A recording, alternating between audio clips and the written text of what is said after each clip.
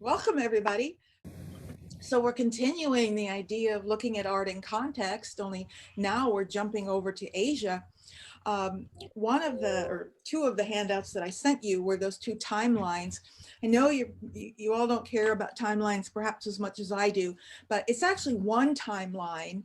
If you put them side by side, it's really one long continuous timeline. And I like to visually see what I'm talking about in time. To me, that matters.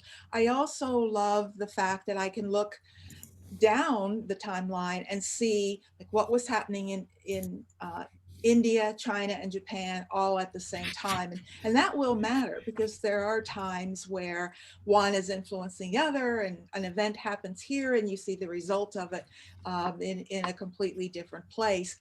It also shows you how really, really young Japan is. We're going to be focusing primarily on India, China, and Japan. We'll do one thing from Afghanistan. We'll look at several things from Tibet. And we'll look at Southeast Asia as well. But, you know, the big three are India, China, and Japan.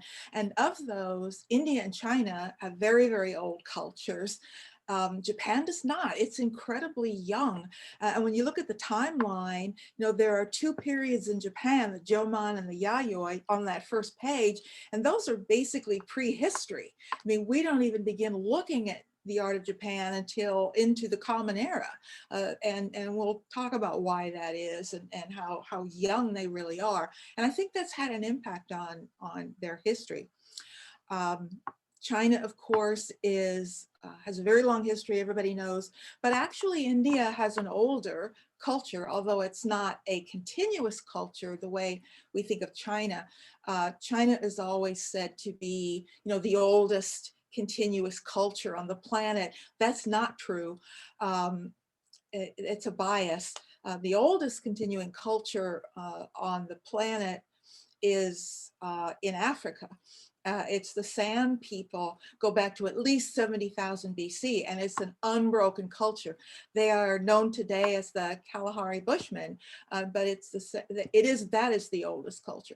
There's been a bias against it because it was always worded the oldest civilization on the planet, and they said, well, that's not a civilization, you know, because it's in Africa, it's not really civilized, so it doesn't count. That's another whole story. Okay, so I'm going to start with India. This is where, when I was teaching undergraduates, I would hand them a blank map of Asia and on day one and ask them to fill it in. I just wanted to see where we were. And man, if you want to be just really disappointed and really feel like you're spinning your wheels, ask a bunch of undergraduates where countries are in Asia, because they're totally clueless. Yeah, I won't even, you know, waste your time with some of the answers that I got, but it was shocking. Even though I expected it to be pretty bad, it was shocking. When you think Japan is Kazakhstan, then you got a problem. You don't even know Japan is a series of islands. You know? Oh, anyway, I'm not going to do that to you because you're all intelligent adults. Okay, so let's move on. There are problems talking about particularly a culture, you know, from a Western point of view, looking at an Asian culture. And I really firmly believe the biggest problem is language, that language barrier makes it very, very difficult. We have to use words. We don't know the correct words. We don't have words. The cultures are so different that we do not have a word that means what you want to say. So we choose words we know and use them. And that can be very, very deceptive. If you know it, you can use the wrong word if you know what it means and you understand, but usually the people speaking understand what they mean by a certain word, but the people listening to them don't. And so they're really communicating false information. Words like prayer, I think these are good. You know, we talk about prayer. It doesn't mean what it means in the Christian world. We talk about a deity. That doesn't mean what it means in the West. So language is always a problem. And we're going to see that continuing. You know, more more obvious are the problems we have with just the basic difference in how we understand our world works, the assumptions that we make about how things happen in the world. And even more important are what lies below those assumptions, the presuppositions. These are, we tend to be aware of the assumptions we're making, or we try to be aware of the assumptions we're making, but most of us don't even realize that there's something below those assumptions, that there are presuppositions about the nature of reality and human existence that not everybody believes the same way. We assume everyone thinks like we do. And those are all barriers, of course, to understanding a culture like Asia. Well, let's look at India. And whoops, why does that say 2? Oh, okay, I don't know why that popped up that way. Anyway, obviously something's set wrong. Let's put them all up. Okay. This is an overview of what we're going to talk about basically for the first 4 classes, probably, that will get us through India and Tibet. Indian history, early history, centers on the Vedic period, and we're going to talk about what that means. It's a reference to the Vedas, the earliest, the oldest written religious text in the world, the Vedas. And we'll come back later and talk about them. But there is a pre-Vedic period, a period before that. That's what we're going to begin with, and that's what we'll talk about today. We'll explain what all that means. When the Vedas arrive, when they are brought to India by people known as the Aryans, and again, we'll talk about who they are a little later, they bring with them a pretty well-developed pantheon of gods and ideas. And they bring the Vedas, and it sets up early what I call Brahmanic religious practices centered around the Brahman, and again we'll talk about that. The problem with this long Vedic period from 1500 BCE up to 200 is that they were largely aniconic. And what that means is they had a complex religion, but they did not make images of it. They did not make figures or sculptures, and they did not build architecture relating to it. What happens in India is the same thing that happens in many places in China and Japan. It's that it isn't until the arrival of Buddhism that the indigenous religion or the earlier religions begin to change dramatically, and they begin to under the influence of Buddhism, create images, write things down, make sculptures, and build temples. So early Brahmanic culture is very different from what becomes Hinduism today. Hinduism as we know it is very influenced by Buddhism, as we'll see. By 200, we have period known as classic Hinduism. We'll talk about that later when we get to that point. They are still largely aniconic. They still aren't making images, sculpture, and Buddhism has been around for quite a while by this time, but they still aren't making anything for us to look at. In fact, there's very little for us to look at between this very long period, between 1500 and the arrival of Buddhism, the beginning of Buddhism in the 6th century BCE. There's very little material. Buddhism, of course, in the 6th century changes everything because they immediately begin making images, sculptures, and building structures.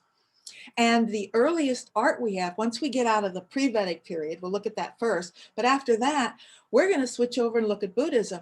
If this were a class on religion, we would certainly look at Hinduism first because it's older than Buddhism. But this is not a class on religion, it's a class on art. And the oldest art is Buddhist. So we have to look at the oldest art first, and then we'll come back and look at the later Hindu art that's influenced by Buddhism. So we have to kind of reverse the development because of what we're focusing on. The big change in Hinduism is around 500, and that is the Bhakti movement. And the Bhakti movement gave birth to really what we think of as Hinduism today, changes dramatically under the influence of Buddhism. And bhakti means devotion, and it really redefines the gods, it redefines the practices of people, and to a certain extent, it opens up Hinduism to a lot more people. We'll talk about that. Now they're going to build things, now they're going to make images, sculptures, tell stories, etc. And of course, actually, Islam arrives fairly early in India, as early as 700, the Common Era. There are traders and merchants traveling around, but the biggest impact isn't going to be until, after 1000, 1100, 1200, and they dominate India by, the 12th, 13th centuries, the Mughal Empire, which we will see. Of all the places we're going to look, nowhere is more complicated than India. We'll start with the complicated one and go over with. Because of where they're located, because of the mix of peoples who have come into India, who have invaded, who have migrated, it's very complex. The first people are the Aryans, who we're going to talk about today, but the presence of the Greeks is continuous. There are two different Greek invasions, first under Alexander early on, and then we get other Greek empires being set up under descendants of those Macedonian Greeks. We have Bactrian Greek warrior cultures affecting India, especially in the north. We'll talk about where. The Persian presence is sort of continuous from very early on, but at 500 BCE, India was, northern India anyway, was a province of the great Persian Empire. The Huns move in and have influenced the Afghans, also known as the Bactrians. Certainly different Mongol invasions, the Timurids, who were a Turkish Mongol empire. They're the basis of the Mughal Empire in India, and Muslims from Persia. And then, of course, we have to end with the British, whose impact is huge, late. They're really the last. But all of these different peoples coming through are going to affect the culture as a whole, and the art and the architecture. And it's pretty evident when you can see other cultures. The geography of India, geography in general has an impact on cultural development, obviously everywhere. And India's location being really ringed by mountains, to a great extent, almost impassable mountains all the way around it. Really, very few, nobody's going to try to cross the Himalayas from the north. The only people that have ever done so are the Tibetans, fleeing from the Chinese will risk crossing the Himalayas. But this is basically a wall. On this side, mountains.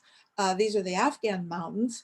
And the Khyber Pass here is a very narrow passage, which is only the only safe way to get in. It's the only trade routes, as we'll see. And so India is always entered from the northwest, and that's the part you want to control. If you control the northwest, you control the doorway to India. Trade routes will be important, of course, as well, and we'll see that later. When I talk about India, I'm usually referring to all of this area within the mountains, but that is not, of course, modern political India, because that includes Pakistan. This is really all Pakistan. The mountains are largely Afghanistan, but we don't use those modern names because we're not talking about, the time we're talking about, there was no Pakistan. Well, there actually was no India either. That's also a modern construct. And of course, all of the area that is Nepal and Bhutan and Bangladesh and the like, all of this we just sort of call India as well. So these mountains are very important, as is the topography. India was almost never a unified whole until the modern era. One dynasty would control the northwest, another would control the Deccan, and the Deccan is this sort of central plateau area. Most of these invaders, very few of them ever reached southern India. So that's going to have its own history. It's going to, we'll talk about that history later as well. So this is the India we're talking about. So let's look at this sort of pre-Vedic culture. Now, India is much older than this. There's clear Neolithic presence in India along the great rivers. You know, at the same time, we were looking at, you know, Neolithic cultures in the West. Old, New Stone Age is Neolithic. The same things are happening in India and China along the riverbeds. You have Neolithic cultures, but we're looking now at a time period that corresponds to when we looked at ancient Mesopotamia, for example, and ancient Egypt. This is the time frame. And the same time, those cultures were developing. Another culture was developing all along the Indus Valley. We really didn't know a lot about Indus Valley civilization until fairly late. Harappa, a city that at first lent its name to the culture, was one of the first discovered, and that was 1856. It was discovered. It wasn't excavated really until the 1920s. And then Mohenjo-Daro was discovered in 22. So it's really, the 1920s is really a great age for archaeology. It's when a lot of the excavations in Egypt were happening as well, among the British primarily and the Germans. But that's when the cultures were identified. And we have more than 1,500 sites now of this culture. And it's not only within the narrow range of the Indus River, but as you can see, it's spread out quite a bit. We know that they were ethnically Dravidians, and Dravidian is an ethnicity. The people, the Dravidians of India, and they are considered the true ethnic Indians. Indigenous Indian culture is Dravidic, and they are the same people as you find in Australia. Indigenous Australians. So they're very dark skinned. Darker skinned people in India are the oldest people in India. They tend to have features such as wider noses and wider lips. It's a Dravidian ethnicity, and they will develop as increasingly as the underclass in India as others move in from the central plains and the plateaus. The culture itself is absolutely fascinating. It was a very highly developed culture. We know it was peaceful trading culture based in agriculture. There's a good bit of information. Mohenjo-Daro and Harappa are the two largest cities discovered so far, and they were around 35,000 to 40,000 people in them. They were planned, they were well-planned cities, laid out on grids. This is really a very advanced form of architectural development, laying out on grids like this. We know that there are underground, there's an underground water system. There are pipes underground. They're not the only ones to have this. There are other early cultures from the date from around this period that have built-in water supply systems, toilets with flowing water underneath them. Each, in this case, the majority of these homes actually each have their own wells and individual wells dug within homes. I mean, this is really a very advanced culture. We know they traded far and wide, particularly because of where they're located. We'll talk about that in a minute. Here's a plan of Mohenjo-Daro. You can see how it's laid out. It's a very planned city. You know, it doesn't look like a lot of European cities. City planning doesn't develop until really quite late. It's not until you get into probably close to the 17th century, 18th century, we start seeing European cities planned. You know, most European cities are a mess of old medieval, you know, winding, narrow streets, and then the newer parts are laid out more like a grid, right? But from very early on, this is planned locations. We know there was a central citadel of the city, that there are areas, residential areas identified. This is Mohenjo-Daro today. You can see it's, you know, what you typically would see in an excavation. There's a lot of information still there in sites like this. We find things that give us information. In this case, simultaneously, you have the Indus Valley civilization, the Mesopotamian civilizations, and the Old Kingdom Egyptian civilizations. And they're all at the same time. Because of the Indus Valley trade between the civilizations of that river and the civilizations of the Tigris and the Euphrates that make up the Mesopotamia, you can see how easy sea trade is. And we know that they traded from very early on. It's obvious. There are things found in both locations. The relationship to Egypt is a little less clear. Egypt has always been a little more separated, but this connection is a very clear one. For example, in both cases, we have large numbers, let's back that up, large numbers of cylinder seals. We love finding cylinder seals. They give us a lot of information.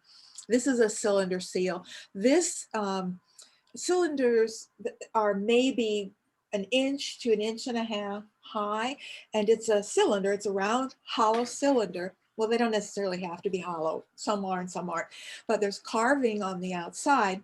And then when you press it into clay and roll it, you will get a design, an image that's repeated.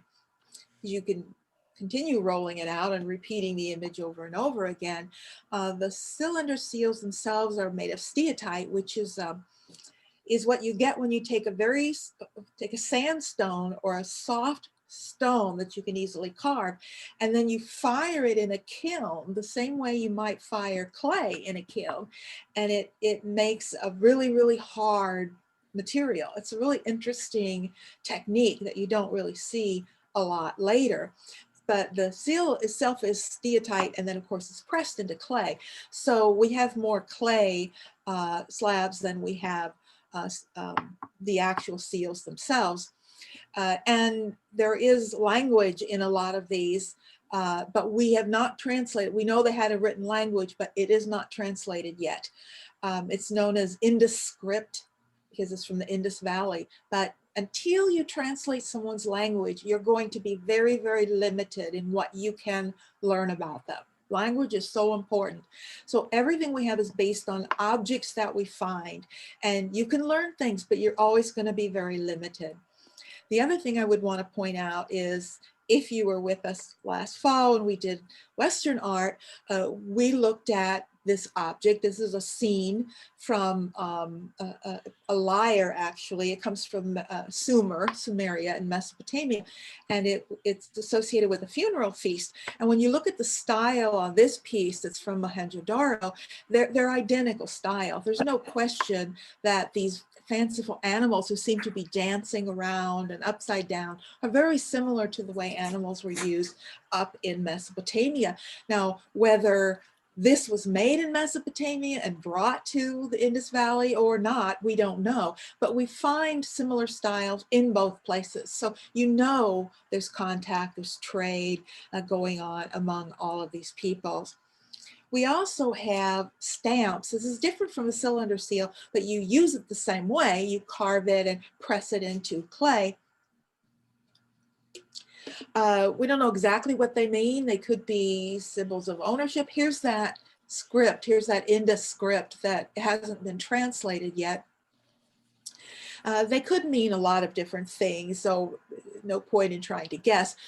One of the points I want to make at this point is there are a lot of bulls, bull images, which is something we see in many ancient cultures, but cows in general in the Hindu world later are sacred forms. Is there a relationship here? We don't know. And also, I think one of the more interesting ones is this little stamp down here, which seems to show a cross-legged figure is usually identified as a seated yogi, which is something we associate with later culture as well. I make this point because where ideas come from becomes very important. A question will arise as to who really brought Hindu ideas and India, what we think of as India culture. Was it native to India? Was it already there with this culture? Or did the Aryans bring in those ideas? And that's going to become not only a historical issue, it's going to become a political issue, as we'll talk about a little bit later. Here's one of the types of figures that we find. It's an early example, a figurine of what is interpreted as a mother goddess. It's fairly crude. Terracotta, which is clay. It's a simple clay figure that's been, it's basically kind of earthenware, lightly heated in a kiln. The image of a mother goddess is one of the more sort of universal early images in most cultures. We saw them in the Paleolithic period, you know, as early as the Old Stone Age. You know, it seems that every culture in the world first conceives of, I don't want to say gods or goddesses, but let's say sources of power. And they usually always begin with a female form. The female figure, usually known as a mother goddess or a nature goddess, is the beginning. And when more complex civilizations develop, then their mythology begins to change, and you start seeing male figures generally in the form of either civilizing gods or warrior gods. So it's a natural progression of the human mind, and that's what's so much fun about studying cultures all around the world, is patterns. You know, when you begin to see patterns, you realize how alike we all are and how our minds work in similar ways. This is a figure that is very Indian in its own way. In Indian figures in general, but particularly female figures, will have an exaggerated sensuality to them. The breasts, the waistline, everything very accentuated. You know, that really isn't related to any one image. It's an Indian style, and it goes way back before any of these developed. The Shakti principle, Shakti, we're going to encounter again, is basically the female principle in Brahmanic culture and later Hindu culture.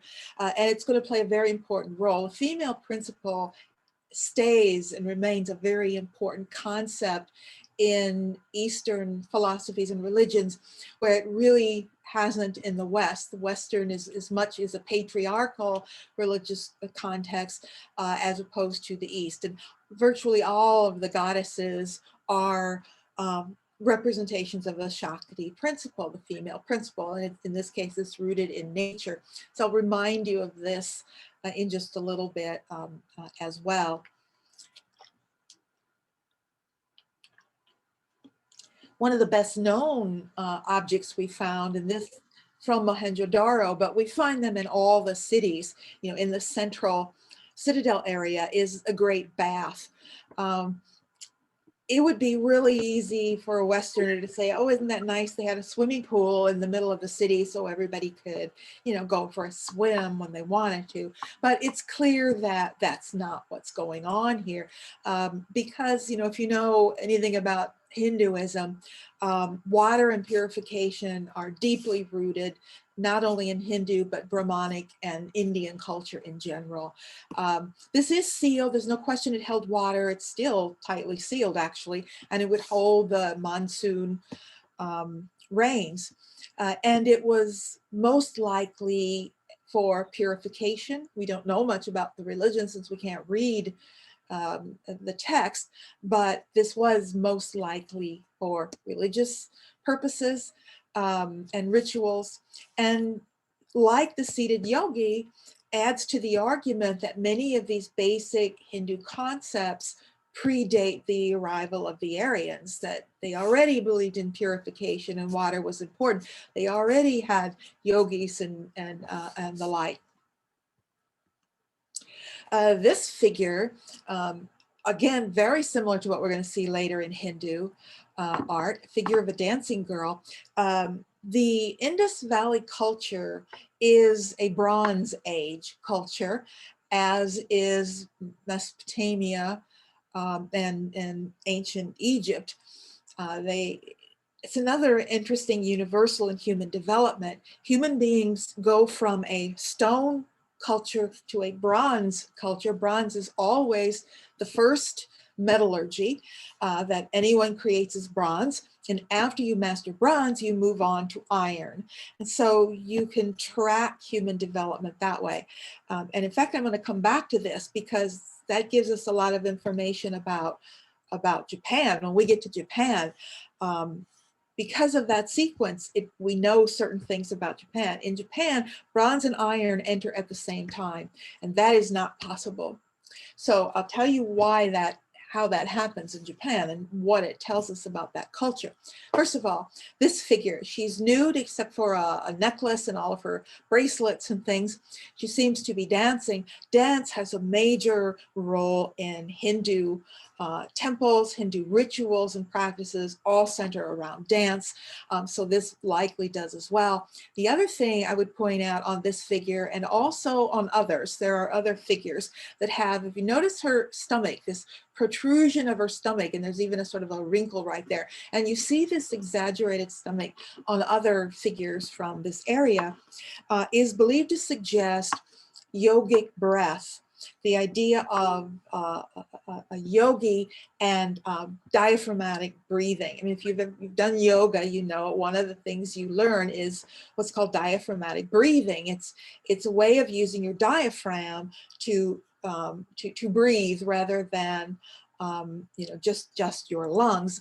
And in India and the East in general, particularly in India, it develops as a sign of well-being.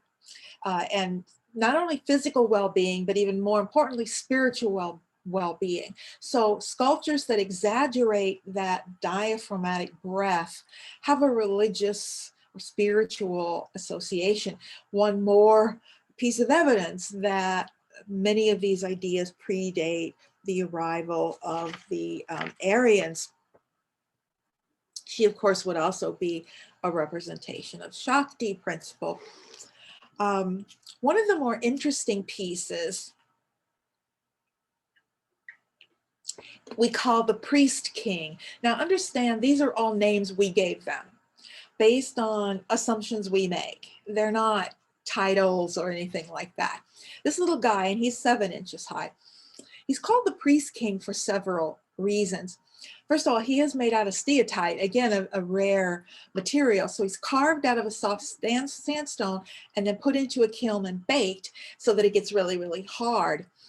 One of the things we see is the garment that's over his shoulder and this trefoil design. These sort of 3 leaves is called a trefoil. Now, there's a history for that design in Mesopotamia, and it tends to be historically associated with kings or rulers or perhaps a priest.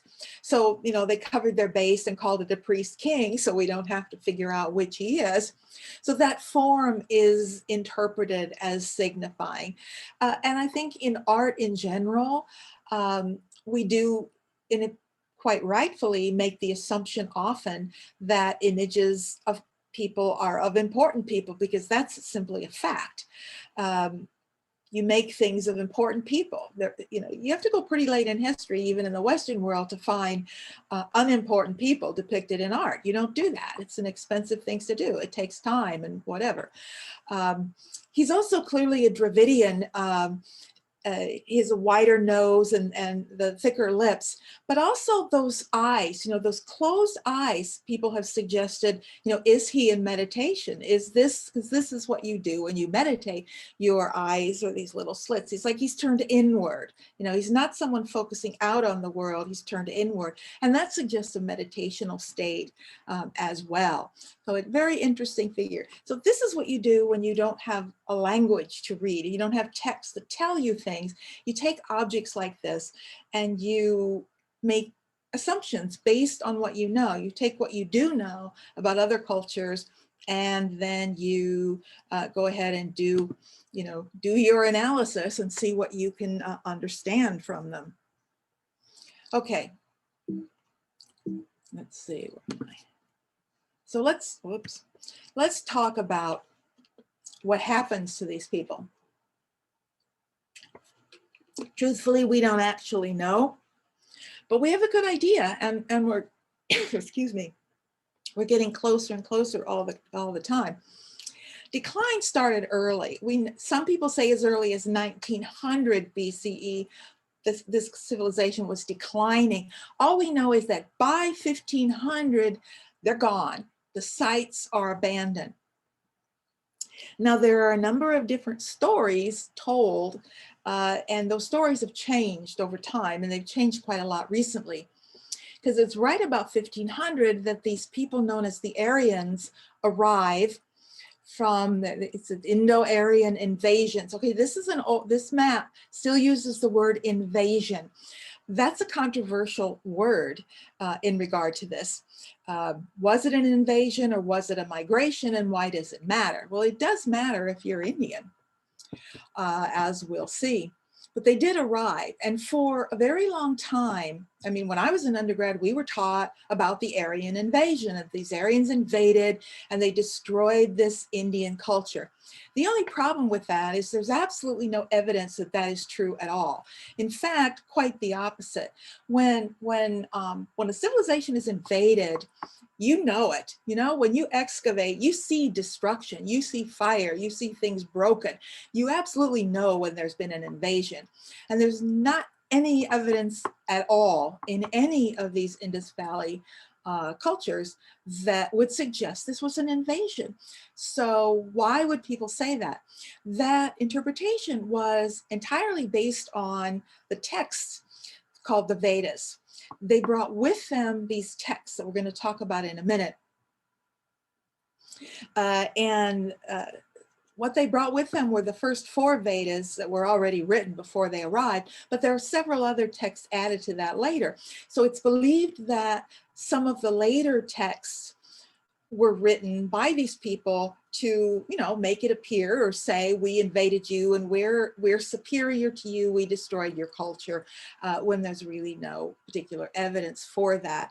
So, you know, the idea of, you know, the invader, we do know that, well, they say they came with chariots and invaded. They claim to be fighters with chariots. And that is pretty much openly ridiculous, because you don't bring chariots through the Afghan mountains. It's not even physically possible to do that.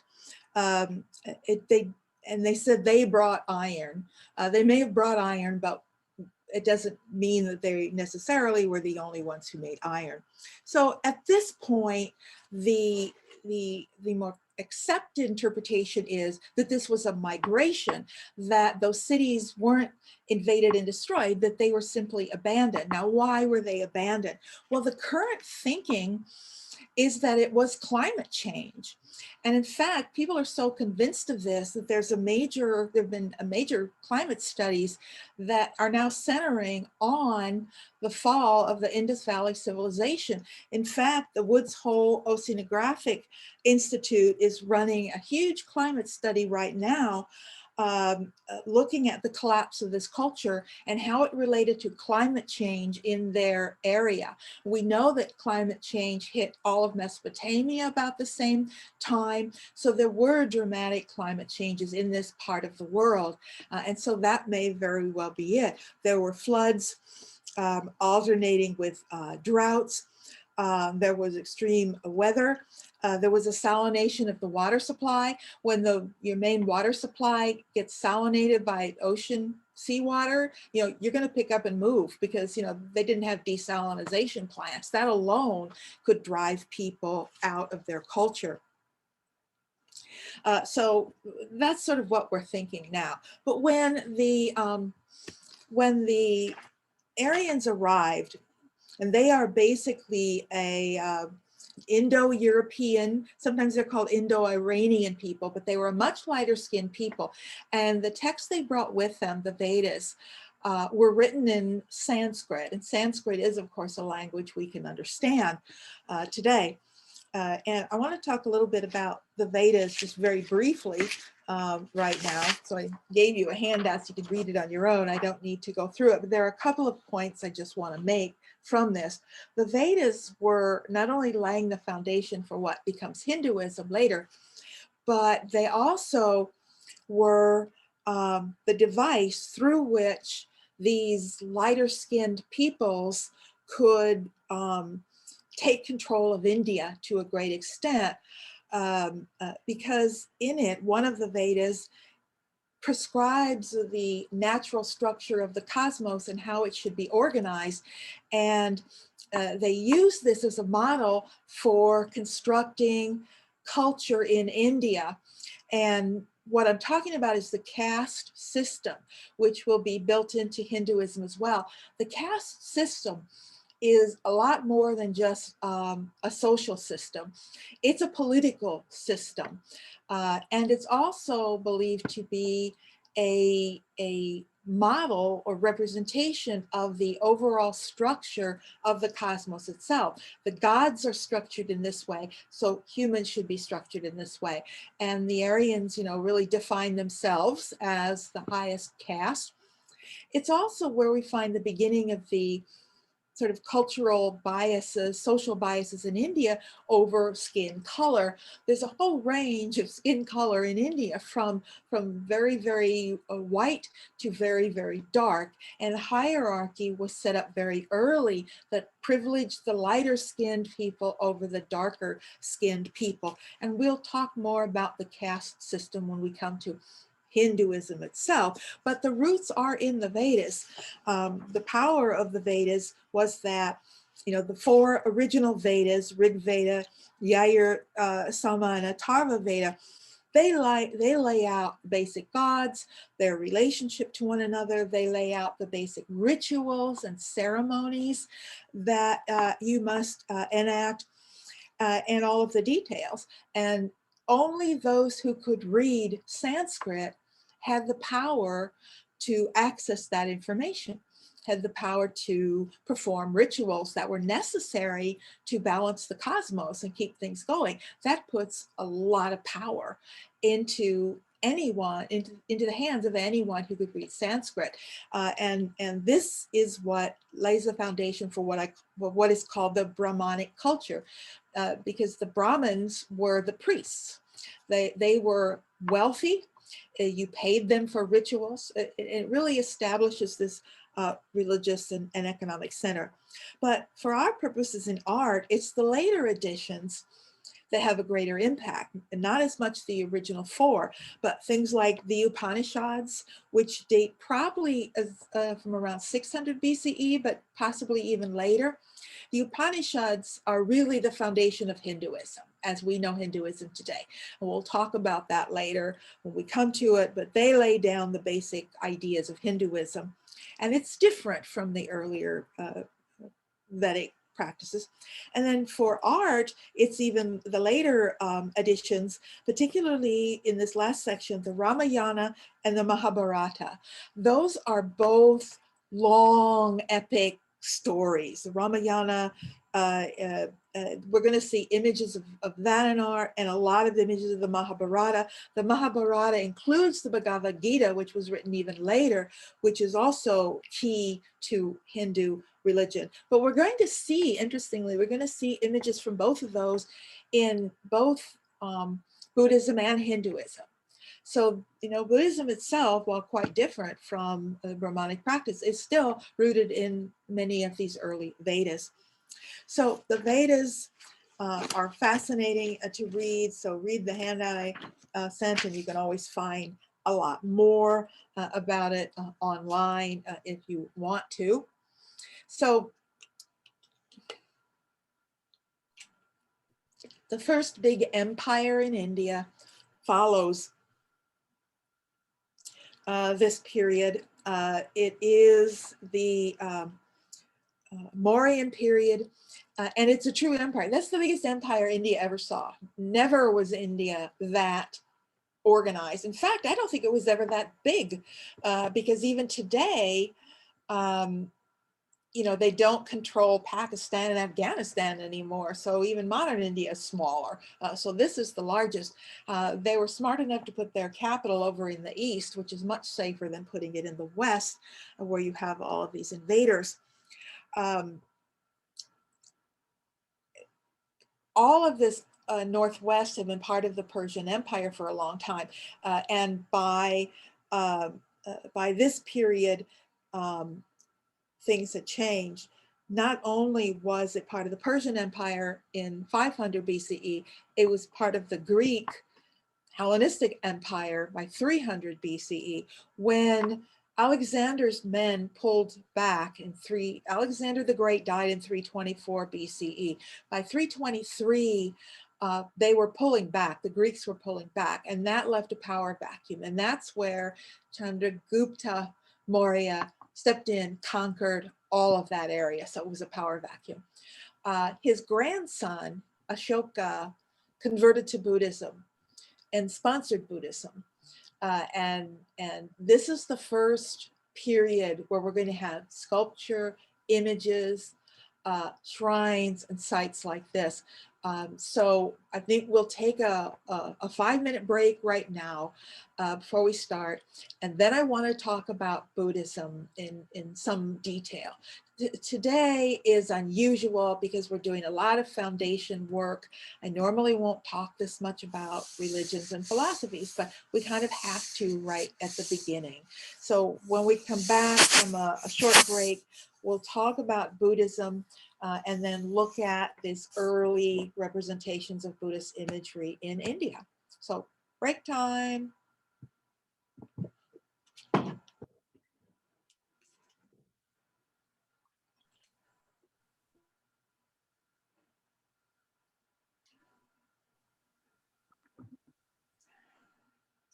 This is very interesting.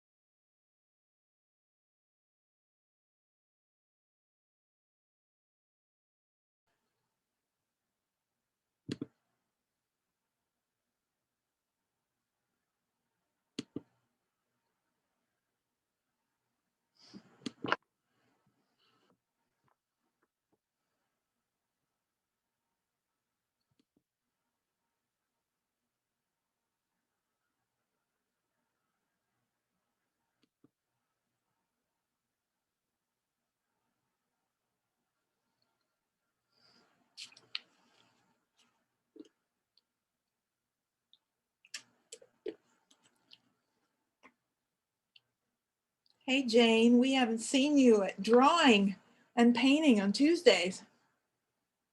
I I've gone in a different direction. Oh, okay. I've been doing lots of sewing, and yesterday for the first time went to Needle Hearts and knitted, and I'm also working with the group that's making the baby quilts. Yeah. I'm putting the blocks together, and then Cynthia Butcher puts the backing on them. Well, I can, So, yeah, I spend a lot of time I still work in fiber all the time. So I get it. Yeah. it just seemed like a cascade of sewing projects that started before Christmas Yeah. when I was making doll clothes. And then I had orders from 6 members of my family who all wanted grandma made pajamas. So I was in Oh, God. the pajama business for a long time. Oh, my gosh. And my signature baby gift is sock monkeys. So we had a whole Oh, slew of births. So I was in the sock monkey business, and now I'm knitting and baby quilting. boy, you are busy. Not really. Peggy, Yes. you have a panel in Conover. Oh, yes. That it's beautiful. Yeah. That Thank makes you. We love such a that. difference to that room, I think. Well, I hope we can keep it there. There are a bunch of us. Marilyn Carpenter was really the primary artist on that. And then there were a whole bunch of us that did panels and worked on other parts of it. But, you know, we asked if we could put it up there temporarily, at least, as it fits that space so perfectly. And I'm hoping, I mean, we're willing to give it to the church, as a donate it to the church if they'll, you know, put, keep it up for us.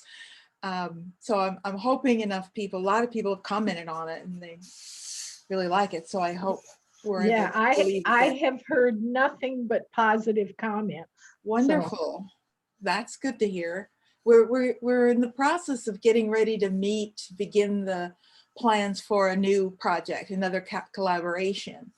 But I don't think it'll be that big. I don't think it'll be as big as that piece was. That piece was really big. Yeah. Is this a group that does textile art? Well, that's a matter of opinion, I guess, whether it's a textile art or not. It It's is. just a group of friends who, most of us go to the church here, and then we've got a few, a couple of others like sisters or cousins or who help to join in. Um, but yeah, it's just a group of friends who just started. We were all interested in. We all got started. We were doing quilting and other sorts of sewing things, and it just got out of hand, I guess. Well, I think the work in Conover is beautiful. We were just looking at it yesterday. Oh, thank you. Good, good, good. I hope Is so. is Jane Gilbreth a part of that group? She is part of us as friends, but she did not work on this because Jane is actually really isolating herself for the last year. She won't, she would be part of it if she would come. I mean, we've been getting together, but Jane's playing it really, really carefully. She really won't be with more than one, maybe two people at the most at any given time. So maybe when all this is over and we can start getting together again, Jane will come and join us, because Jane is the real fiber artist of the whole group. I mean, she's really the artist. The rest of us just, enjoy it and like to sew and the like. But yeah, I hope Jane can get involved. Okay, most people are back, so let's move on. Now, again, I gave you, this just gets out of hand when I start making these handouts. It's like, well, no, I gotta say this, and I gotta say that. So I figure it's safer to put everything in a handout you can read if you want to, or not if you don't, rather than trying to cover things in class. So this handout on monastic Buddhism is whatever you want it to be. There are just a couple of, click over here, so a couple of things I'd want to, these are just the sections on the page, and I'm not going to talk about all of them, but do read them. They are important because the symbolism of these ideas is going to be coming up over and over again. Let's see, what points do I want to specifically point out? Well, I think the most important thing to understand about Buddhism is that everything has three meanings. And this is very hard for Westerners to understand because, you know, when we try and understand things with our empirical mind, contradictory comments just can't exist. You know, contradictory paradoxes just aren't acceptable in an empirical world, but they're perfectly fine in an Asian world and certainly in a Buddhist world. And so understanding what is to be taken literally, what is to be taken metaphorically, what is to be understood in a certain way, and which one is right, which one is true. I mean, that concept doesn't really have any meaning in Buddhism. When I say everything has three meanings, everything has an inner meaning, an outer meaning, and a secret meaning. And I don't care for that term secret, but I understand why it's used. An outer meaning is pretty obvious. That's like if you want to take it literally. You know, if there's a story that talks about a monk who went to this place and did this thing, then the outer meaning would be, well, there was a monk and he went to this place and he did this thing. It's just literal. The inner meaning might be, well, this is a metaphor. When the monk does this and sits under a tree, this is a symbol of this idea. So an inner meaning would be a sort of metaphorical meaning. And then the secret meaning, a better word for that would be private or personal. Secret doesn't mean, oh, I don't want anybody to know. It's that it's not anybody's business. In other words, what does it mean to you? What does it mean personally to you? And it's secret or private only because only you know what that means to you. So that's what makes it really hard to understand so many of the stories and ideas in Buddhism. I also have a disclaimer that I feel that I need to make in regard to my writings about Buddhism. You know, my understanding of most Asian religions is an academic one. It comes from years of reading and understanding. But my understanding of Buddhism is twofold. It's academic. I have read for decades, you know, a great deal, everything I get my hands on, but I was also a practitioner for more than 20 years. And much of my understanding also comes from my teachers who I learned from for 20 years and the practices that I learned. And that can be helpful in many ways. It gives me an interesting interpretation. It's not just academic, but it can also color an interpretation that I might have. So I always feel the need to give a disclaimer that some of these things are my personal point of view, and you need to know that so that you know what to listen to or believe, and, you know, based on your personal point of view. So I just wanted to get that down. The other thing I think it's important to understand in Buddhist teachings, something that we learned in Kendall's Wednesday class. Many of you have been coming to Kendall's Wednesday classes, and one of the things we talked a lot about, especially last fall when we were reading the New Testament or even the Old Testament, was how important it was to take into account, you know, who is speaking and who they are speaking to. And this is true in all texts. You know, it's one of the things I always try to get my students to do. Anytime you're researching or reading what anyone says, you should ask yourself, who is this person? And who are they speaking to? Then you know how to interpret what they're saying or understand what they're saying. And that's particularly true in Buddhism. Everything that Shakyamuni Buddha, and that was his name after enlightenment. He became known as Shakyamuni.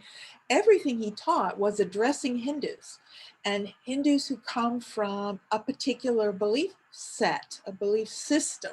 And so we have to keep that in mind. Also, we have to keep in mind how difficult his teaching path was, because he addressed, and the major revelation to him was what is known as the middle way.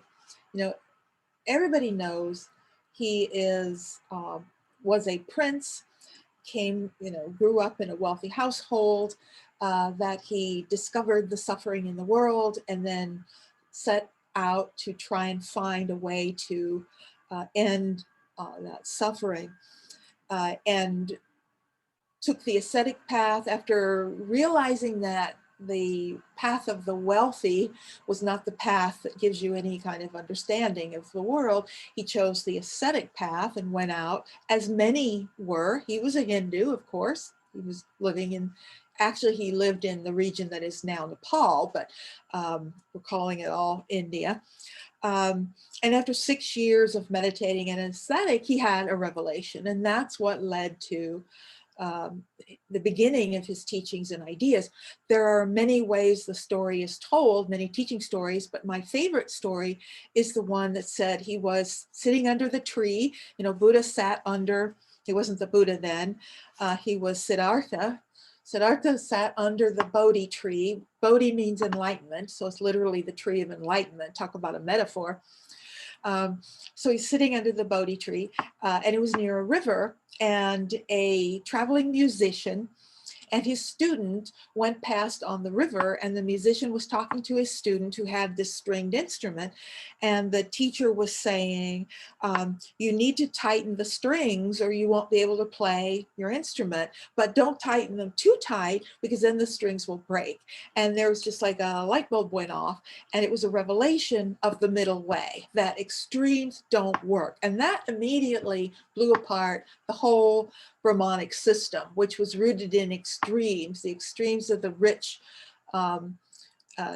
Brahmas that controlled the rituals, and then the poor aesthetics. And we'll talk more about those two paths. And so he immediately got up and gave up the ascetic path. Buddhism does not embrace asceticism at all, and renounced that path. And that was the beginning of the middle way. And that led to his teachings. And he went on and taught till he was in his 80s. He taught for like 50 some years.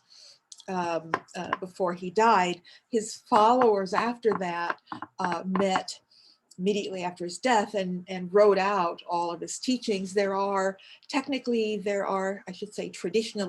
there are 84,000 sutras. The sutras are the actual teachings of Shakyamuni, which is who he became after his enlightenment. It means sage of the Shaka clan, Shakyamuni. Shaka was his clan, and he was a prince. He was a prince of the Shaka clan. And the number 84,000 is a traditional number, which I actually sat down one day and calculated it. Could there actually be 84,000 sutras? I calculated how many years he taught. And it is theoretically possible that there could be, if you interpret a teaching as each little bit of information. So he might do 50 important little messages in one day. Then if you count each one of those as a teaching, then you could theoretically have 84,000. It's much more likely 84,000 is a traditional number that just means a whole lot. He's a whole lot of teachings. You can read on your own about dependent origination. Many of these are not as foreign of ideas today as they were 30 or 40 years ago, where we knew nothing about the East. Also, I find that many people my age, I know that I did, dabbled in Buddhism in the 60s and learned quite a bit about it at that time. So you can read about that, read about karma, what it really means.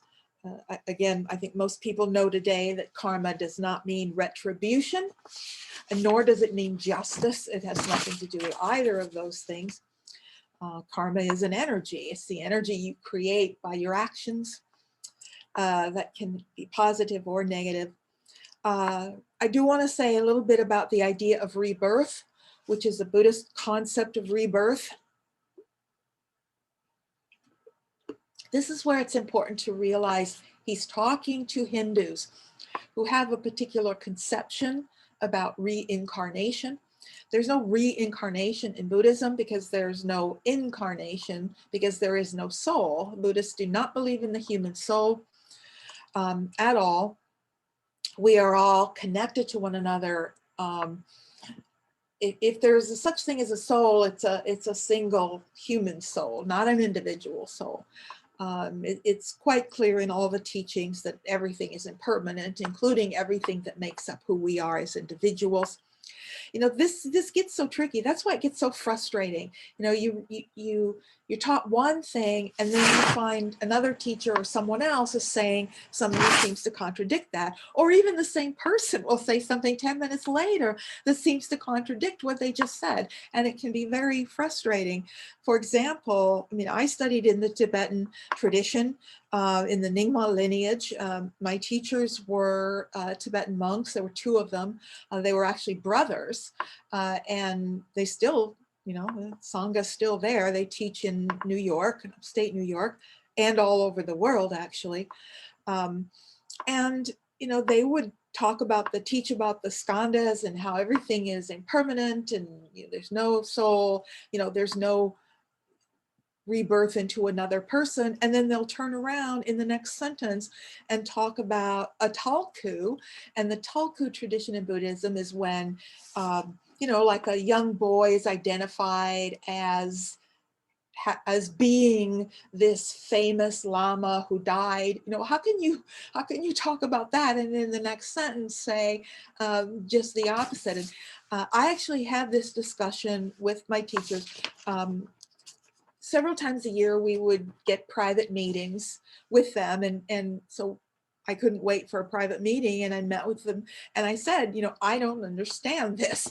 You say this and that there is no, you know, reincarnation, and then at the same time you say this, and it's so hard to even converse because our core presuppositions are so different about what truth means or what reality means.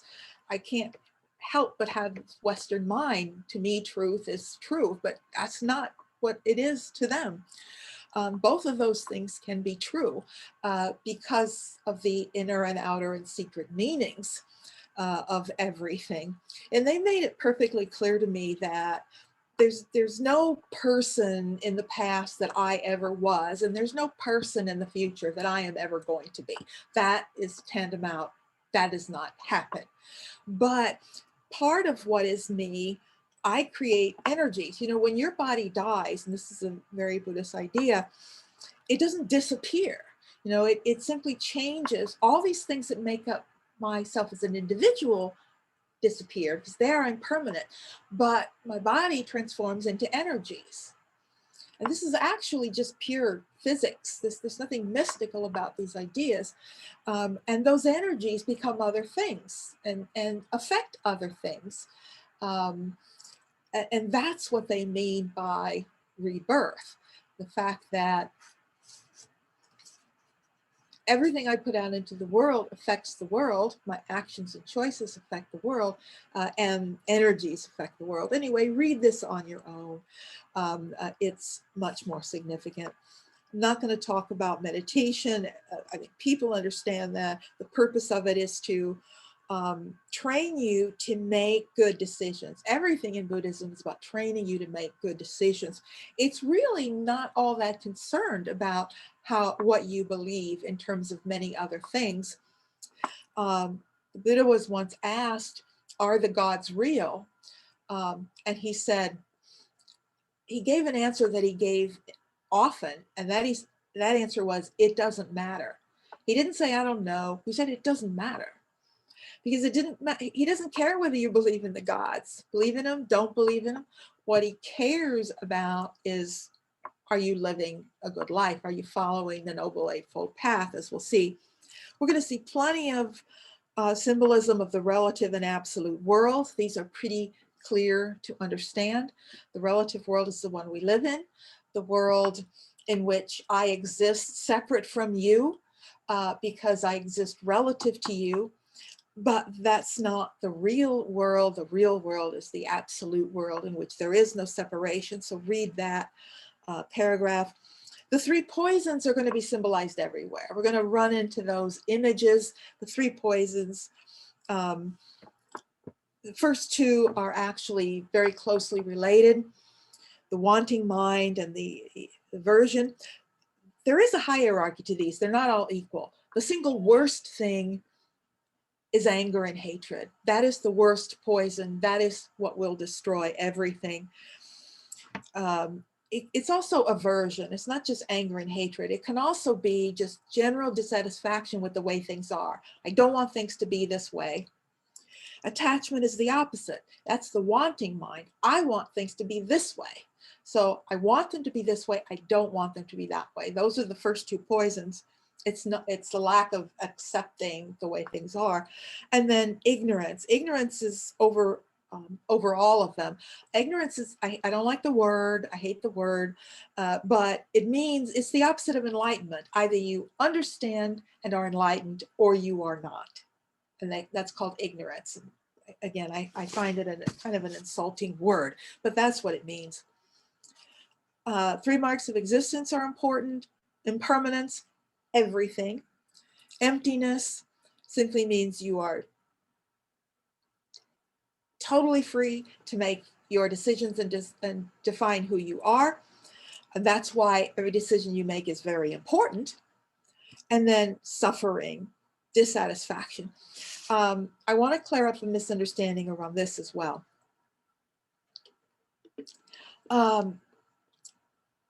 I've seen it written that Buddhists say we should just accept the world the way it is, that all these horrible things in the world are the way they are, and we shouldn't fight it, we should just accept it. And Buddhism does not say that at all. Pema Chodron put it best, and I really like her writing. If you really want to read any more on Buddhism, I think read Pema Chodron. She makes a distinction between pain and suffering. Suffering in a Buddhist sense is what we do to ourselves by denying the nature of reality. And the nature of human existence is that all things are impermanent. There will be loss, we will die, bad things will happen in the world. That is the nature of human suffering. And to not accept the fact that all things are impermanent is really just living in denial. She uses the word pain to refer to what we impose on others. All of these horrible things that are happening in the world, poverty and starvation and prejudice, these are not things that we should sit back and accept. That's not what they're talking about at all, because these are things we have caused. These are things that human beings have created, and human beings can darn well get in and uncreate them and make better decisions and change the world. So they're not saying ever that you should be satisfied with everything in this world. So understand suffering, the naturalness of suffering is not what they're talking about. There is not what we normally see happening in the world. Four Noble Truths, most everybody's familiar with.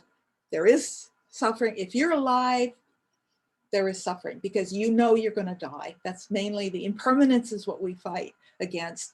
Also, the sort of the wanting mind and all of that, that there is a cause, and the cause is desire. You suffer because you want things to be another way. You can end that suffering by stop wanting things to be different, and you do it by the Noble Eightfold Path. And everything comes down to this. This is the pattern. This is really the teaching. This is the most important part. Live like this, and you won't have these problems. And when you read through this, everything in here is about living a good life, how to live a good life. Don't cause harm. Approach every decision with intention, with goodwill. don't say things that are hurtful and negative. Don't do things that hurt others. Don't do jobs that are hurtful. And always approach everything with goodwill. That's the Noble Eightfold Path. And that is the most important thing that he taught. So that's a brief summary of the ideas of core ideas of Buddhism. We are going to see many other ideas and practices as we get to different time periods. But Buddhism during this period of the Mauryan dynasty is still a monastic practice. It's practiced by monks. It's not a religion for everyone. And that's true of the sort of Vedic period, the Brahmanic practices, until the Bhakti begins around the same time Buddhism begins. That was not really a religion for everyone either. It was basically for the elite, for the Brahmins and those who could afford to buy rituals. You didn't really have much participation, and the same is true of Buddhism during this early period. It's monks. One of the first things Ashoka did, the first leader to convert in India, to convert to Buddhism, and to begin to sponsor Buddhism directly, was Ashoka. And he put up, I don't know exactly how many, I'm not sure we know how many originally of these columns were put up around India. We know there are 19 of them that still remain. So it's very likely there were hundreds. They are tall columns with lion figures at the top of a lotus bud capital. Remember, the capital is the top of a column. Capitals are at the tops of columns. And in this case, that is meant to be a lotus bud and a lion on top. Shakyamuni Buddha was often referred to as a lion of the Shaka clan as well.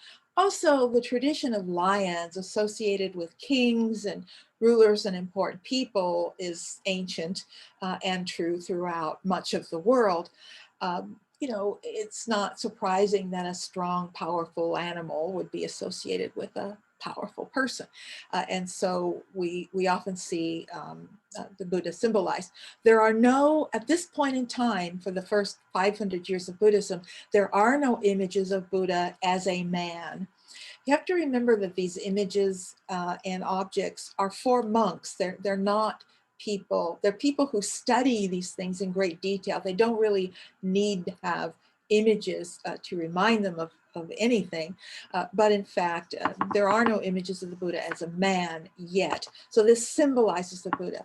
We think a columns are not unusual in India. Columns have been used in architecture in general. These are freestanding columns, and carved on them are various edicts coming from Ashoka that mostly speak about Buddhism and other things. So these are the earliest. One of the most famous capitals, this is from Sarnath. Sarnath is a Buddhist center in India. It's where the first teaching was. Was there. It's an important city. And this capital was once at the top of the column. It has 4 lions facing 4 directions, north, south, east, and west. It has the Dharma wheel. The wheel is a key symbol of Buddhism. Dharma is a reference to, it kind of means truth, but it's a term that's used to reference the teachings, all of the Buddhist teachings, which would be all of the sutras, in other words, everything Shakyamuni taught himself, plus later commentary or things that were written. Dharma is sort of the all-inclusive reference to all of the teachings. And it's symbolized as a wheel. The wheel is a symbol of the cyclical nature. Cyclical nature in Buddhism is different from the cyclical nature in Hinduism. The term, I didn't put the term down here anywhere, I think. The term is samsara. Samsara is reference to the cyclical nature of existence. In Buddhism, it means the cyclical nature of habitual behaviors. So breaking that repetitious pattern of behavior is symbolized in the wheel, the cyclical wheel. In some contexts, it's taken literally. It's very much like many other religions, which in some places is taken literally, in some places it's not. There's no question that the original early Hindu converts would have seen this more literally in a Hindu context and interpreted it more like a reincarnation, that the Dharma wheel would symbolize more than rebirth, but an actual reincarnation. So it certainly was interpreted that way by Hindus.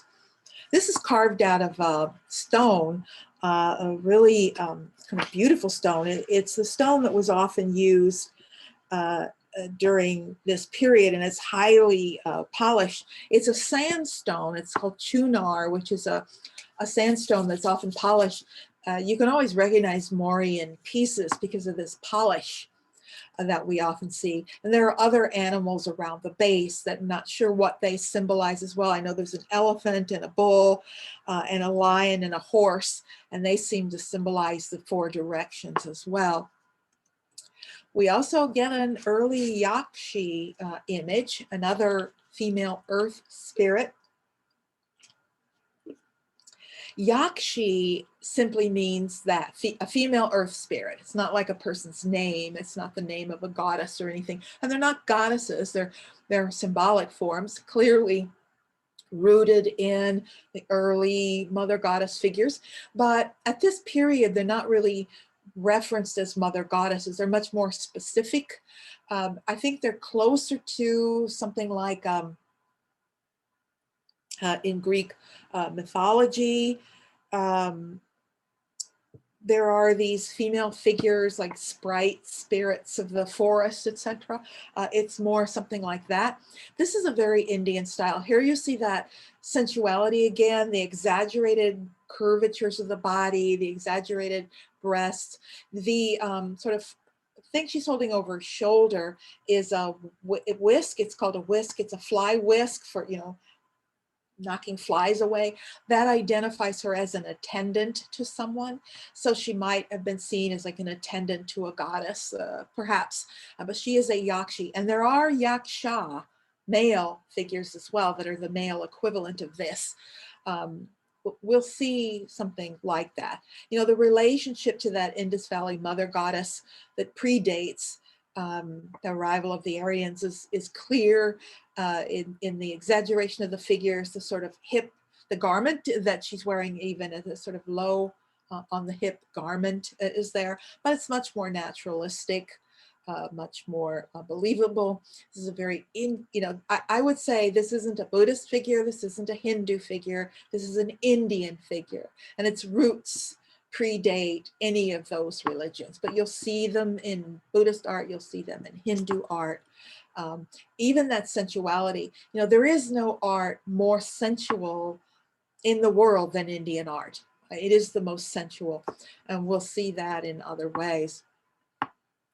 The rulers that replaced the Mauryans during this period, the Shunga, it's during this period, you see they control a much smaller area, but this is where we begin seeing the rock cut chambers.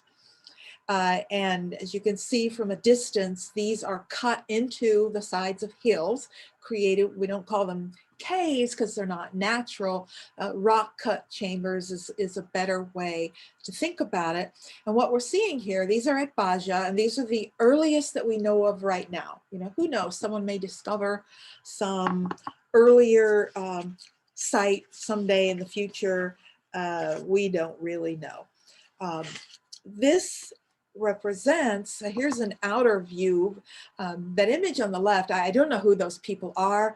I found that on the internet. They are now memorialized for life, but I wanted that image to get a sense of scale. If you don't see some people, you never really get a sense of scale. And it is surprising because when you look at the other image, I don't think I would see it as that big. without the people in it. The scale is great. The exterior of these rock cut structures are carved to represent the facade of a palace. So this is very much like a contemporary palace would look in India. They're very, beautifully designed, and they're things like windows and the like.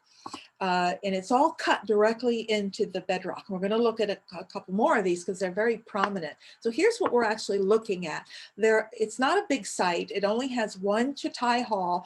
The Chatai Hall we're going to look at in more detail.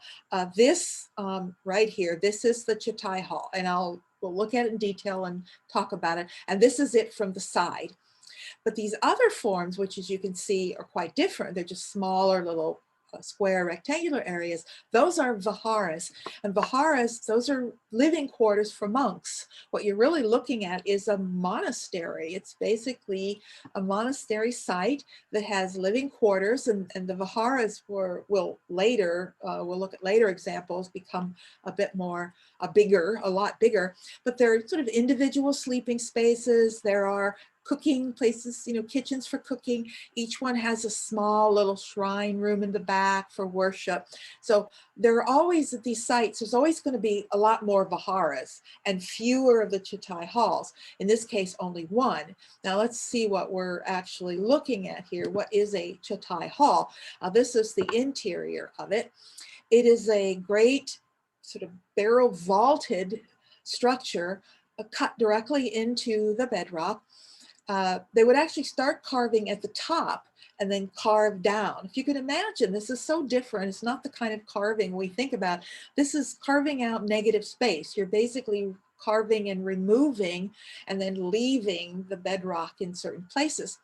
The design tells us clearly that this is based on earlier structures, very likely wooden structures that perhaps had thatched roofs over them, because you see they're carving in architectural elements that certainly don't need to be there when you're carving in bedrock. But if this were a wooden building, you would need these structural supports. Columns as well. These columns serve no purpose. They're not supporting anything. You could just carve out a big empty hole, but they're making it look like buildings that probably existed before this, because they were wood and probably thatched. They disappeared long ago, but from stone, from structures like this in the bedrock, we can recognize them. What is important is this little half hemispherical structure back here, known as a stupa. And we're going to look at a number of stupas all over the Eastern world. A stupa is an essential Buddhist structure.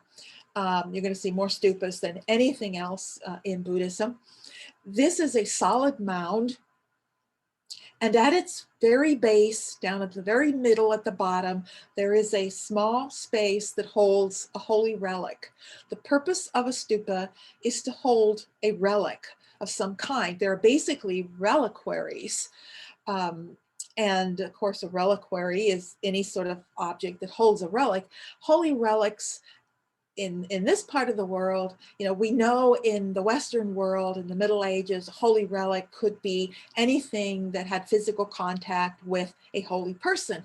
We think of bones like the bone of a saint, or a piece of wood from the cross of Christ, or a piece of cloth from the robe of the Virgin Mary. In the Buddhist world, they tend to be ashes, since cremation was the practice in India. In general, at this time, you're not going to have like bones. Well, you might, but it might be just a bit of the ashes of an important person. It might be a piece of material that had the writings of the sutras. A sutra itself might be considered a holy relic, so that might be at the base. The fact is, it's inaccessible, unlike Western relics, so nobody's going to know what that relic is. There's a lot of other symbolism here, but this is a very simple one. I think we'll wait till we get a more complex stupa and talk about the symbolism. The columns are very plain. What the monks would do is you circumambulated. Buddhists, I think Hindus circumambulate too, but certainly Buddhists do. You circumambulate something in a clockwise direction. In this case, you could circumambulate like outside the columns. You can see there's room here to walk in a clockwise direction around, or there's even room to go inside and just circumambulate the stupa. While you're walking around in circles, you are meditating. This is a very early and very plain. The later stupas will be richly carved with images and have many stories in them. And so you can read those and meditate on those stories. These forms will have quite an impact on Hinduism. Hey, Peggy. Yes. Just before you leave that, my impression in Hinduism is it's generally a fire that you're walking around. That makes sense, because as we'll see, Hindu ritual centers around Agni, who is the fire god of fire. Yeah. And that makes sense. Yeah, that makes total sense to me. I know they don't have stupas or whatever, but Buddhists don't only circumambulate stupas. Buddhists will circumambulate anything, in my experience. If something's standing there, you can circumambulate it. Any kind of the temple, the Sangha house, a building, a little sculpture. I mean, it doesn't take much to get a bunch of Buddhists walking around in circles. Is, sort of my experience of the situation. But yeah, that's a good point, because honestly, I'm not that knowledgeable on Hindu practices. We'll see when we get there. That will be more obvious. Okay. What I want to get to today is this period of a sort of a heightened period of Buddhism. Buddhism will reach its height in India in the first around 300 or 400 of the Common Era, and it begins during this period. And I want to look at before we move into the Mahayana, which we're not yet, we won't get that today. I want to look at one of the most famous structures in all of Buddhism, one of the most sacred sites, and that's at Sanchi. Sanchi, Sarnath, Varana, which is close to Sanchi. This is the Buddhist center of India. It's also the Hindu center of India later. Preview, Buddhism will pretty much disappear from India by 1000. It will be pretty much gone. And there would be no more Buddhist presence in India until the 1950s. And it's in the 1950s when China invades Tibet and Tibetan monks start pouring down over the Himalayas back into India. There is a Buddhist presence now, largely in the form of these expatriate Tibetans. I'm interested in seeing in the future, is this going to spark a rise of Buddhism in India again? Truthfully, I have no idea, but Buddhism will very soon be displaced and Hinduism will take over completely. But let's take a look at this very important pilgrimage site. It is the Great Stupa, as it's known, in Sanchi. It was built over an older, much smaller stupa, which is sort of at its core. So basically just build on top of it. The old stupa goes back to the original stupa, goes back to the time of Ashoka. And supposedly, nobody will ever know this for sure, but supposedly Ashoka had the remains of Shakyamuni Buddha, and he divided them into 8 parts and had 8 stupas built around India, each one with the part of the remains of Shakyamuni. As far as I know, this is one of the 8. I don't think if the other 7 still remain, I'm not really that aware of them, but that's really the fame of this particular site. It was greatly and more than doubled in size to the one you see here. And so this is really the most important. The original stupa had a wooden fence around it. That's been replaced by the stone that clearly looks like wood. It's clearly meant to look like wood. It has 4 entrances, the 4 great Toranas. I'm showing you this view again just to get a sense of the scale. It is also a solid mound with at the very bottom of the center.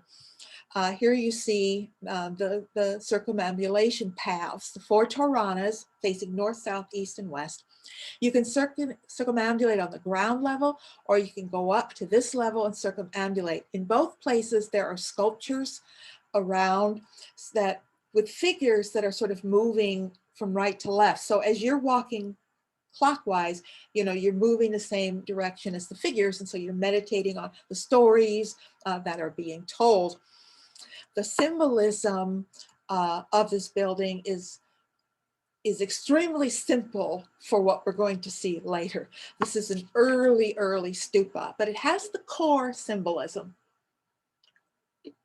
First of all, the hemispherical structure itself is meant to symbolize the arc of the sky, in a sense. It's not the earth, don't confuse it with the roundness of the earth. They're not thinking that way. This is the sky, the arc of the sky. And at the very top, the square form of the harmika, which symbolizes sort of the heavens. And it is also a stone fence. In another sense, it also symbolizes the wooden fence around the Bodhi tree. Now, the Bodhi tree is the tree of enlightenment, and there is an actual tree that purports to be the tree that Shakyamuni sat under, and there is a fence around it. So, on one hand, you can interpret the center form as a sort of tree-like form, and the whole thing can symbolize the Bodhi tree. On the other hand, it has other symbols. First of all, the yasti, which is this mast or staff that runs directly down through the center all the way down to the relics at the bottom. That is an axis mundi. And axis mundi simply means the center of the earth, the axis of the earth. And it's a symbol, often in the form of a tree, that you find in cultures all around the world. Every culture I've ever studied has an axis mundi symbol somewhere. Even the Christian cross is sometimes seen as symbolizing, right, the axis mundi, the tree, the world tree, it's called, in Maya, in every culture I've taught, there's images where you have this form of something that's sort of like a tree, or anyway, that's what it is. The 3 chakras up above basically symbolize the triple jewel.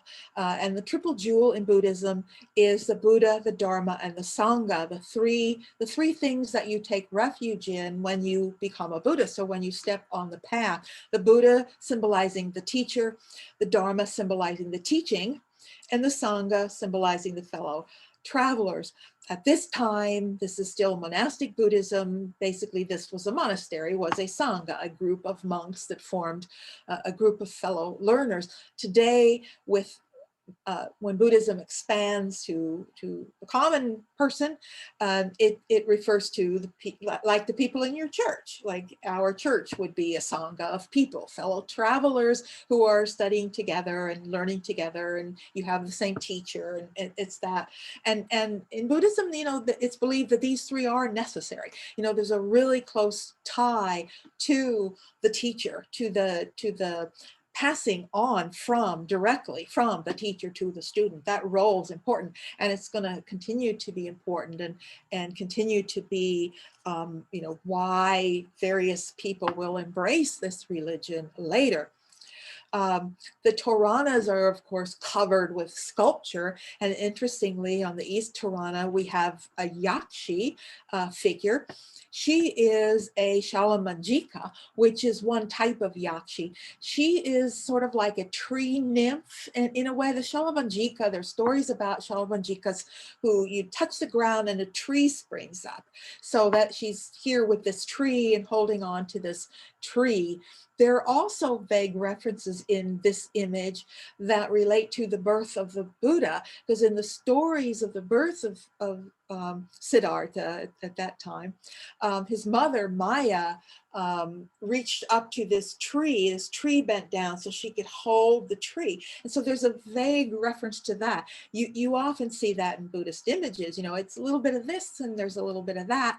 Which is it? Western mind, it's got to be one of those, which is it? Well, yes, it's all of those. All of those things.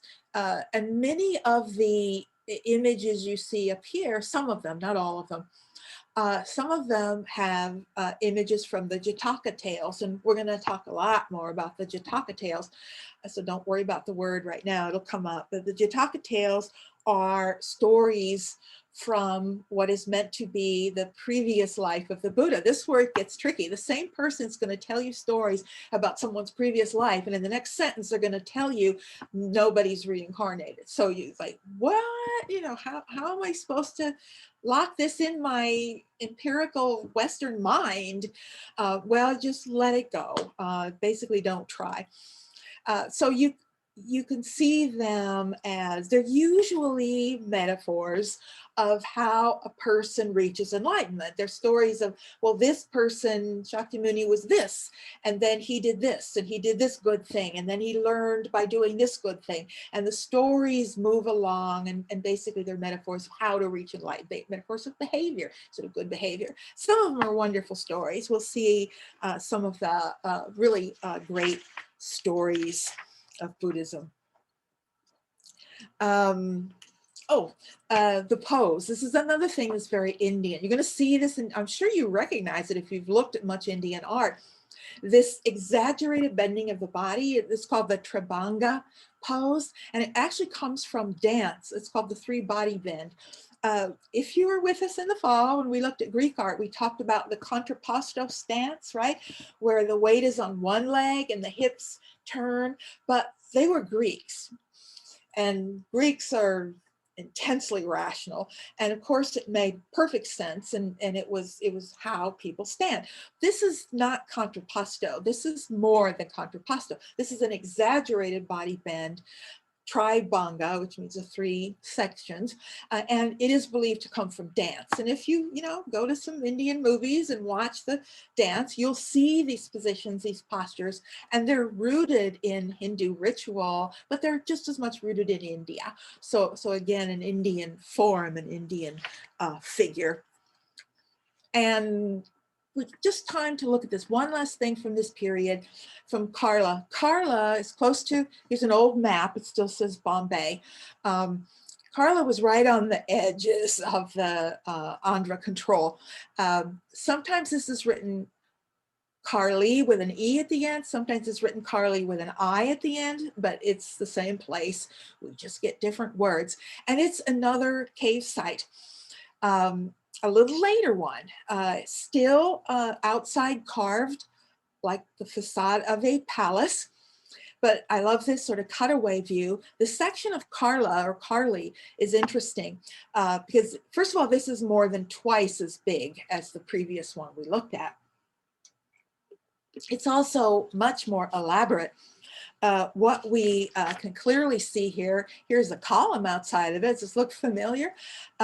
With our lotus bud, our 4 lions. Now, the one we saw before didn't have the Dharma wheel on top. That was broken off, but it would have originally had a wheel on top of it like this. The central entrance was largely for royalty or visiting or whatever. Ordinary people, certainly the monks, had to go in one of the side entrances, and this is a pool of water. So to go in, you walk through the pool of water, barefoot through the pool of water, a purification ritual before you enter. Here's the column we looked at before, which would have had the original Ashoka column. This was clearly cut from the top down. And when we look inside, much more elaborate. The stupa is more elaborate. The symbolism of the stupa is more elaborate. Carvings all around, particularly the capitals. These are kneeling elephants. It's really hard to see what they are. I've tried and it's really hard to see, but they're elephants that are kneeling down. So you're seeing the front of the trunk, and on their back are couples, amorous. They're called Mithunya couples. It doesn't matter what they're called, but that symbolism of amorous couples. And I'm using the word loosely. In this case, they're just couples with their arms around one another, but we're going to see images that are a bit more aggressive than just being amorous, and talk about why that is and what that's got to do with religion. How Westerners are shocked when they visit Buddhist and Hindu sites, both. So very much more ornate. Here's that early Chitai Hall we saw at Baja. It's 50, well, there's not 50 years, so there's 250 years difference between these, but bigger, more elaborate, but it's still the same, still mimicking the look. What I think strikes me most about these Chitai halls is how similar they are to Roman basilicas. I'm sorry, I can't help but see a Roman basilica. I mean, it's even got the hemispherical dome in the back. Now, I don't want to draw any parallels. This is too early for them to have had, there will be contact with the Roman Empire, but not yet. It's certainly not in 150 BC. It's not possible. It's a separate, unique development of a plan, but it's amazingly similar to a basilica plan with the columns and the focus at the end. It's another one of those amazing human things. We'll stop right there for today, and next time we'll start with the Silk Road and pick up there, because everything changes when that opens. So next week, we'll talk about the Silk Road and Mahayana Buddhism, which is born at this moment, and how that really changes everything in terms of images and objects that are being made. So does anybody have comments, questions, anything? Yes, Carol. So my question is, you said that the stupas were solid? I mean, that. Yep, they're solid. They're solid earth mounds. Covered with brick or stone? Yes, the Great Stupa is covered with brick. I don't know, they might be like some stucco type material. I'm not really sure, but the mound itself is basically earth, mounded earth, and then something to keep it from falling down, washing away, etc. So I have the impression that some of the less ornate ones were just kind of plaster. That makes sense. I'm sure they had some kind of like stucco plaster or whatever to keep it from, just washing away. Okay, so Peggy? Yes. And the idea is to give monks and people a place to meditate? Thank you for asking that, because I should have talked more about that. It is meditation, but it's also, you're supposed to remember, those early stupas that Ashoka made were associated with the Buddha himself. Shakyamuni's remains were in there, supposedly anyway. So all stupas are supposed to remind you of that. So it has to do with the life of Shakyamuni himself and his teaching. So it's meant to, some people say that, I read somewhere that they were influenced by tumuli, which are big mounded burial spots, so like a burial spot, but I don't know that they actually ever buried people in tumuli. I don't, cremation goes way back in India, and you don't build tumuli when you cremate someone. So I don't know if they really are related to tombs, but I do know they symbolize the burial place of Shakyamuni, whether they have his remains or not.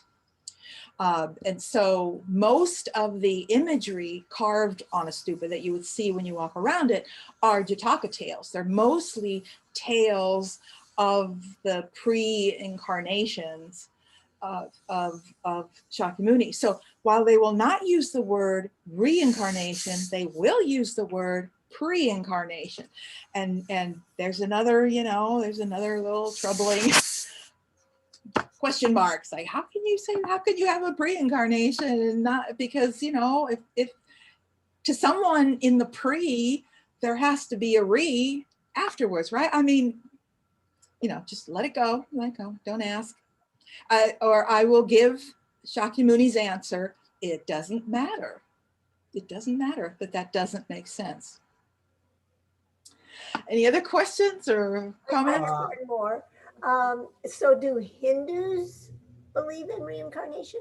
Oh, absolutely. It's a very literal sense in the Hindu world, because they do believe in the individual soul, the Atman, and it can be reborn and move to another person. The Atman can be reborn. So yeah, it's different. Press this. And that's where we get the idea of karma as some sort of justice, because in Hinduism, you can earn a better reincarnation Exactly. by creating good karma. And Yeah, that's a desirable thing. When you right. get to Buddhism, that's no longer what you're trying to do. Right. You still want to put things out there, but it isn't going to help you in rebirth. It becomes more prominent as a Mahayana thing because it has to do more with the Bodhisattva ideal. And we'll talk about all that next time, so don't worry about it. But it has more to do with compassion than self. Mahayana is moving away from the focus on your own enlightenment and more on reaching out to others. But everything is for next week. So if you hadn't read it, read the Mahayana thing for next week. That's what we'll get to. Any other questions? I don't want to leave anybody unanswered. Can you hear me? I can hear you now, yes. Okay. Was there a parallel of the upper crust that lived in the palaces? Did they have statues and jewelry and artwork that went parallel to the monastic religious, or were they kind of tied up with supporting that? Well, did they have images of Buddhism? In other words, was there a parallel stream of art for the upper crust, or was it pretty much our knowledge of art is tied up with the religious tradition?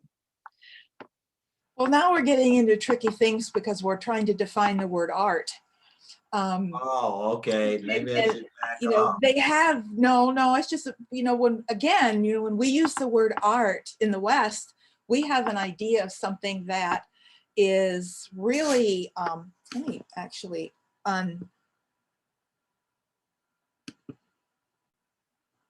no, I don't want to share. I want to stop the sharing. How do I stop sharing?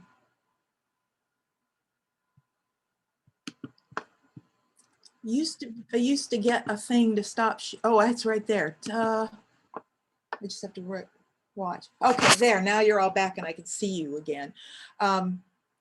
In the West, our conception of art is pretty specific. You know what art is in the West, right? It's this thing in the frame on the wall, or the thing sitting on the pedestal out in the middle of space.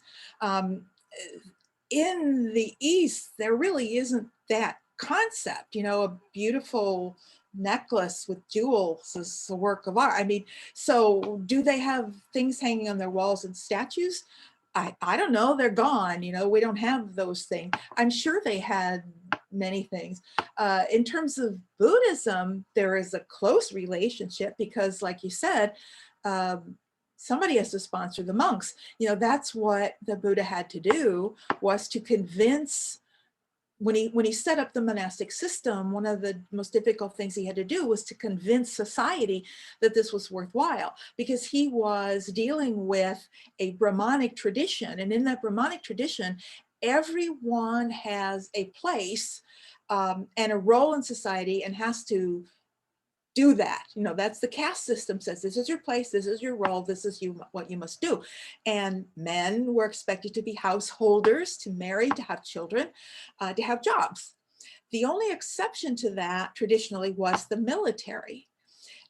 Because the military justified its existence. Like, okay, if you're in the military, we aren't going to require you to get married and have a family and have a job. Your job is the military because as a group, you serve a function to us as a whole. So Shakyamuni recognized very early on, he was going to have to find a way to parallel monasticism to the military. He was going to have to argue the same way. So this is how we excuse these monks, because at first they were seen as They were just shirking their duty. You don't have a job, this was wrong. So we had to convince people that, these prayers and meditations were going to help people as a whole. So karma as a whole and good acts is putting this energy in the world, and that is a positive thing. That is a good thing. That is worthwhile. So now you should support the monks and, put food in their bowls, and if you're wealthy, give money to support the monasteries.